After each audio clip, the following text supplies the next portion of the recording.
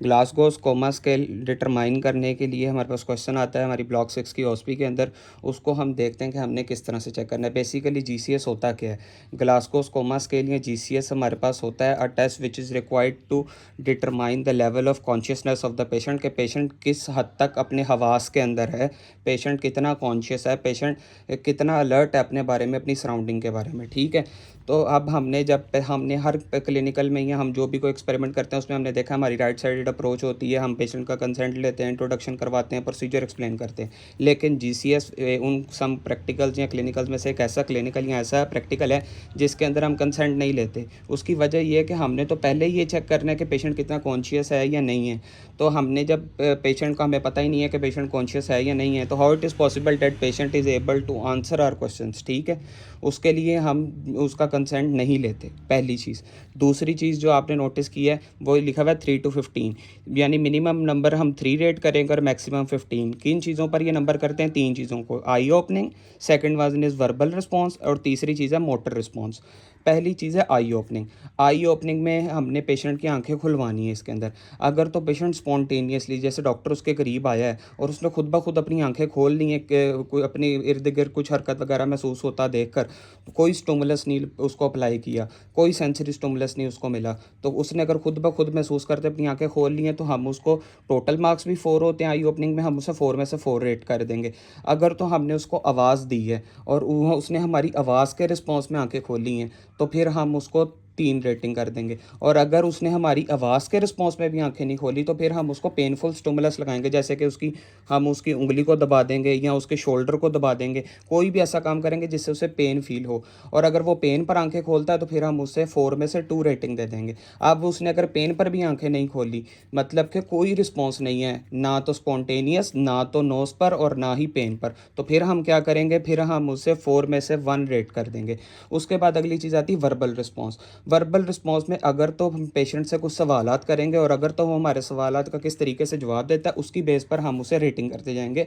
में maximum rating होती है हमारे पास 5। ठीक है, अगर तो अपने पेशेंट से कोई क्वेश्चन पूछे, जैसे आपका नाम क्या है, आप कहाँ के रिहायशी हैं, और वो हमारे पास टाइम, प्लेस, पर्सन के मुताबिक बिल्कुल सही जवाब दे रहा है based upon facts and figures, तो हम उसे 5 में से 5 रेट कर देंगे।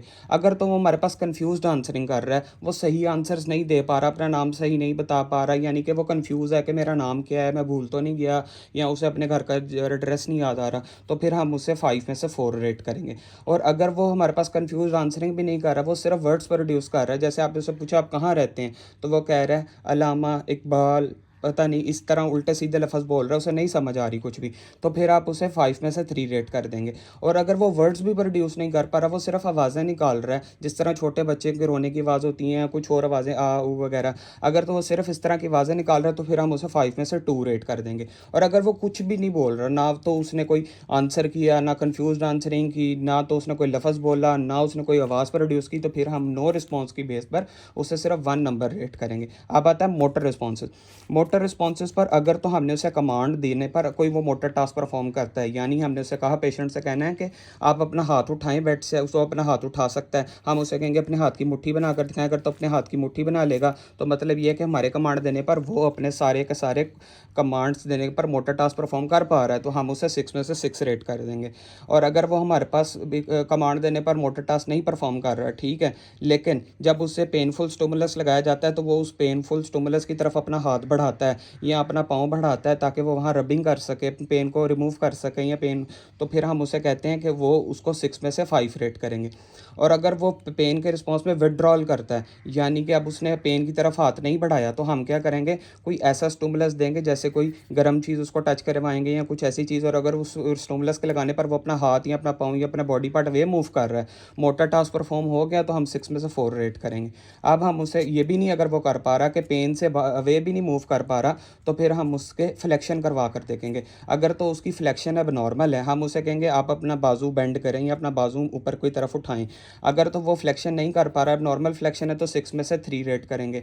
इसी तरह एक्सटेंशन करवाएंगे, उसे कहेंगे अपना बाजू वापस सीधा करें। अगर तो वो वापस सीधा नहीं कर पा रहा, अब नॉर्मल एक्सटेंशन है, तो उसे 2 रेट करेंगे 6 में से। और अगर वो कुछ भी नहीं परफॉर्म कर रहा, वो मोटर टास्क परफॉर्म ही नहीं कर रहा, वो निढाल है बिल्कुल, तो हम उससे नो रिस्पॉन्स की बेस पर सिर्फ 1 रेट कर देंगे। तो कीप इन योर माइंड के depending upon GCS, we can determine the level of the consciousness of the patient and rate from 3 to 15 depending upon the patient response to certain kind of stimuli or no stimuli. The minimum rating which is given to an unconscious patient is 3 and the maximum rating which is given to completely conscious patient is 15. Thank you. अगर आप किसी और topic के बारे में कोई video बनवाना चाहते हैं तो उस टॉपिक को नीचे कमेंट सेक्शन में लिख दें, हम उसके रिलेटेड भी वीडियो बनाकर अपलोड कर देंगे.